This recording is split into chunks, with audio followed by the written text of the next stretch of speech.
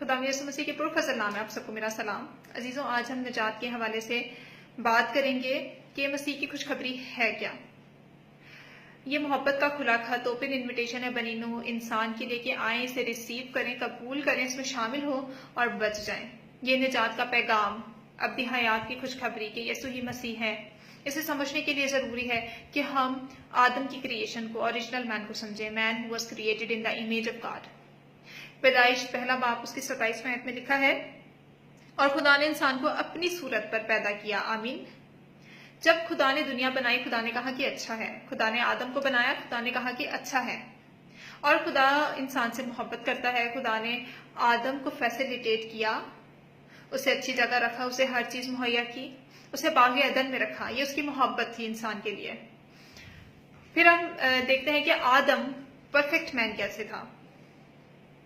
जब आदम बाग़ अदन में था तो उसकी फिजिकल हेल्थ, मेंटल हेल्थ और स्पिरिचुअल हेल्थ तीनों रीस्टोर थी। यानी उसकी जिस्मानी सेहत, रूहानी सेहत और ज़हनी सेहत तीनों बिल्कुल ठीक थी।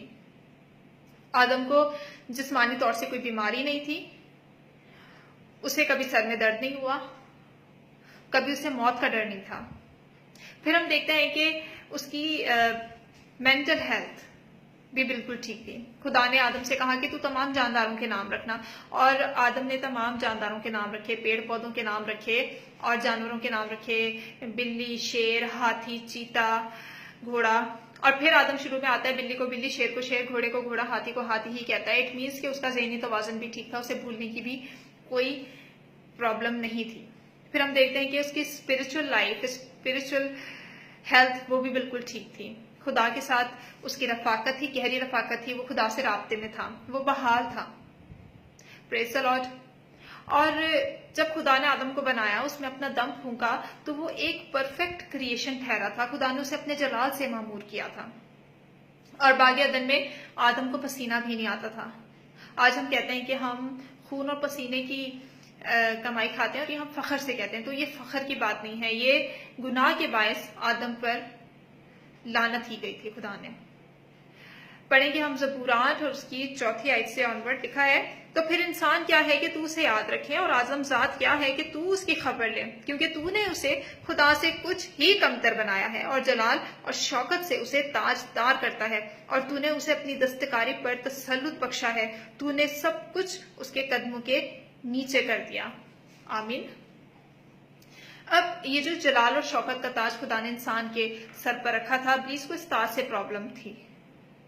हम देखते हैं कि ये ताज जो है, ये फरिश्तों के सर पर नहीं है, ये जानवरों के सर पर भी नहीं है, ये बादशाहों के सर पर होता है, शहजादे शहजादियों के सर पर होता है, बादशाहों के बेटे बेटियों के सर पर होता है। Praise the Lord.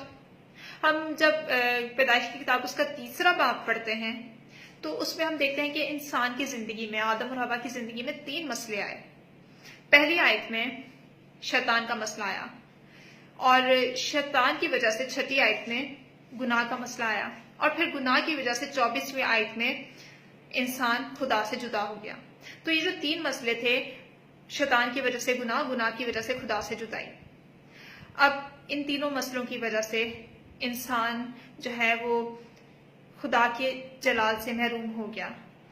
जो रुतबा खुदा ने उसे दे रखा था, इब्लीस ने उस रुतबे से इंसान को गिरा दिया, उसका ताज उसके सर से गिरा दिया। अब इंसान बीमारी में है, तंगी में है, परेशानी में है, मुश्किलात में है, ख्वाब इंसान के पूरे नहीं होते, मौत के डर में रहता है, और इस हालत को कहते हैं खुदा के जलाल से महरूम होने की हालत। हम देखते हैं कि अगर हम मछली को पानी में से निकालते हैं, वो तड़पेगी, उसे दर्द होगा, और फिर वो थोड़ी देर के बाद मर जाएगी, क्योंकि हमने उसे उसके सिस्टम से निकाल दिया। हम दरख्त को अगर उसकी जड़ से उखेड़ दें, मट्टी से निकाल दें, तो वो सूख जाएगा, वो मर जाएगा, क्योंकि हमने उसके सिस्टम से उसे निकाल दिया। इसी तरह इंसान भी अपने सिस्टम से बाहर है। इंसान का सिस्टम जो बाग़ अदन था, अब इंसान उससे बाहर आ गया है, इसलिए अब उसे मौत का सामना है, बीमारी है, तंगी है, मुश्किलात हैं। और इन 3 मसलों को हल करने के लिए, इब्लीस के मसले को, इब्लीस की वजह से गुनाह के मसले को, और गुनाह की वजह से खुदा से जुदाई के मसले को हल करने के लिए खुदा ने खुद अपनी जान को दुख दिया, अपना इकलौता बेटा बख्श दिया ताकि कफारा दे। پیدائش کی کتاب میں 3 باب کی 15 آیت میں ہم دیکھتے ہیں کہ خدا نے عہد باندھا تھا، لکھا ہے اور میں تیرے اور عورت کے درمیان اور تیری نسل اور عورت کی نسل کے درمیان عداوت ڈالوں گا، وہ تیرے سر کو کچلے گا اور تو اس کی ایڑی پر کاٹے گا۔ آمین۔ تو ہم دیکھتے ہیں کہ یسوع جو مسیح ہے، جب وہ صلیب پر گیا، صلیب پر اس نے اپنی جان دی، تو اس نے ابلیس کے سر کو کچلا، ابلیس کا مسئلہ حل کیا۔ پھر اس نے ہمارے گناہوں کے واسطے کفارہ دیا، ہمارے گناہوں کا مسئلہ حل کیا۔ پھر اس نے صلیب پر ہی درمیانی ہونے کے ناطے خدا سے ہماری دوبارہ صلح کرا دی۔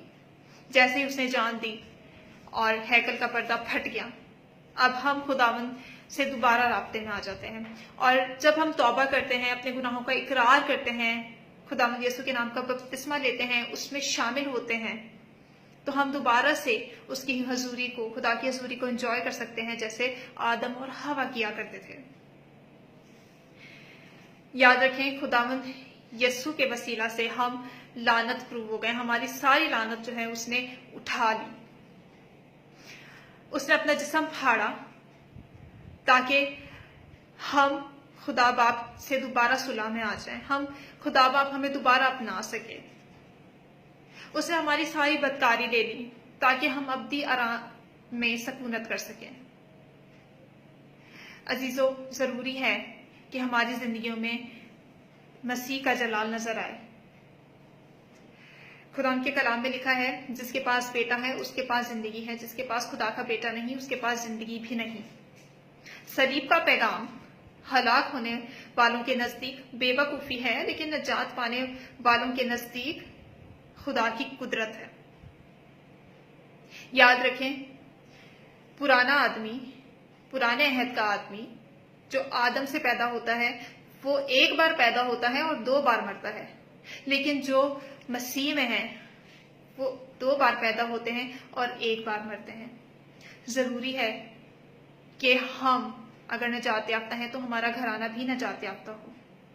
آئیں ہم اپنی فکر اگر ہم نے کر لی ہے تو ہم اپنی گھرانے کی فکر بھی کریں، ہم نے گھرانے کی فکر کر لی ہے تو ہم اپنے پڑوسیوں کی فکر بھی کریں۔